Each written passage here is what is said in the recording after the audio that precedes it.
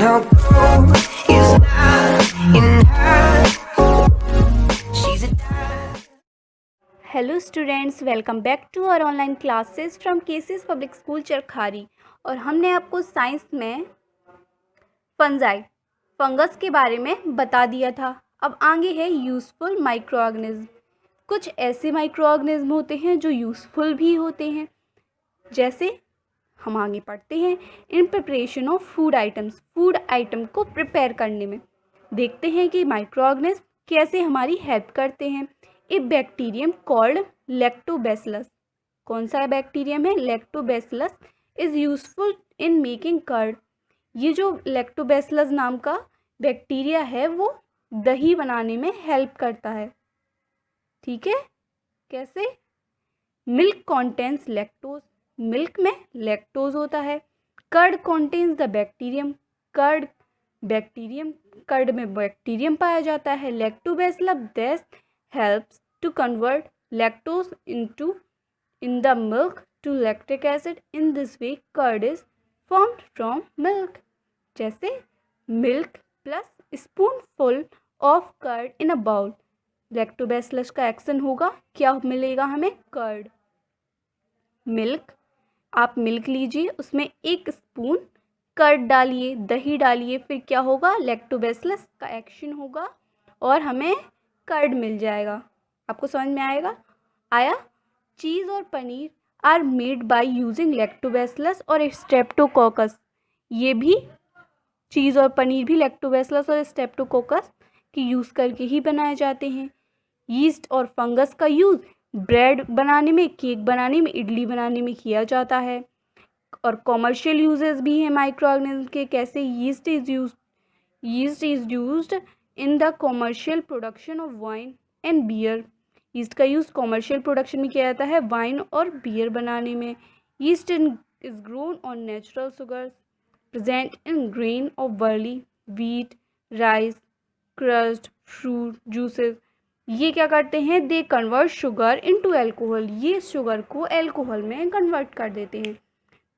जैसे sugar solution plus yeast fermentation होगा, क्या मिलेगा? अल्कोहल मिल जाएगा। Sugar solution plus yeast fermentation होगा, एब्सेंस ऑफ ऑक्सीजन की एब्सेंस में, तो हमें अल्कोहल मिल जाएगा।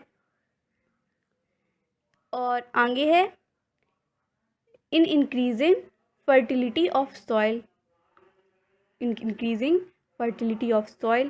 क्लीनिंग द इन्वायरमेंट को क्लीन करने में भी। कैसे इन्वायरमेंट को क्लीन करने में ये हमारी हेल्प करते हैं?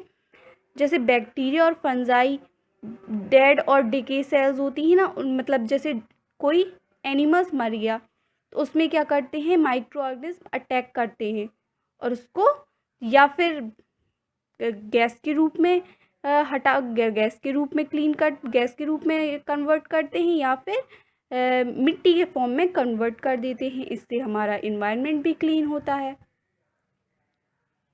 इन सेवेज डिस्पोजल माइक्रो ऑर्गेनिज्म जैसे bacteria decompose municipal sewage into useful substances. जैसे बैक्टीरिया होते हैं वो माइक्रो ऑर्गेनिज्म को यूजफुल सब्सटेंस में कन्वर्ट कर देते हैं। और during the treatment of sewage anaerobic bacteria produce methane gas which is also called biogas, जिससे मीथेन गैस प्राप्त होती है और इसे बायोगैस भी कहा जाता है। इंडस्ट्रीज़ में बैक्टीरिया यूज़ होता है, लेदर इंडस्ट्री में यूज़ होता है बैक्टीरिया का। ये क्या करते हैं? एनिमल्स की स्किन को सॉफ्ट बनाते हैं और फ्लेक्सिबल बनाते हैं, इसलिए लेदर इंडस्ट्री में यूज़ किया जाता है। इन प्रिपरेशन ऑफ एंटीबायोटिक्स की प्रिपरेशन में इसका यूज़ किया जाता है। जैसे penicillin was the first antibiotic discovered by the Alexander Fleming. First antibiotic आपको याद रखनी है, कौन सी थी? पेंसिलिन। और ये किसने बनाई थी? अलेक्जेंडर फ्लेमिंग में 1928 में। एंटीबायोटिक्स क्या करते हैं? वो डिसीज़ को स्टॉप करते हैं और उसकी बढ़ने से रोकते हैं। माइक्रो ऑर्गेनिज्म के द्वारा ही एंटीबायोटिक्स प्रिपेयर की जाती है। आगे है वैक्सीन डेड और weakened micro organism that are introduced in the body. The weakened micro organism do not harm the body. जो वीकेंड माइक्रो ऑर्गेनिज्म होते हैं ना, जो बाहर होते हैं, हमने बताया था ना होस्ट सेल होती है, होस्ट सेल के बाहर होते हैं वो बॉडी को हार्म नहीं पहुंचाते हैं, लेकिन जैसे ही वो बॉडी के अंदर आते हैं तो वो हमारी बॉडी को नुकसान पहुंचाते हैं, और नुकसान पहुंचाते हैं तो उसके लिए हमें वैक्सीन की ज़रूरत होती है।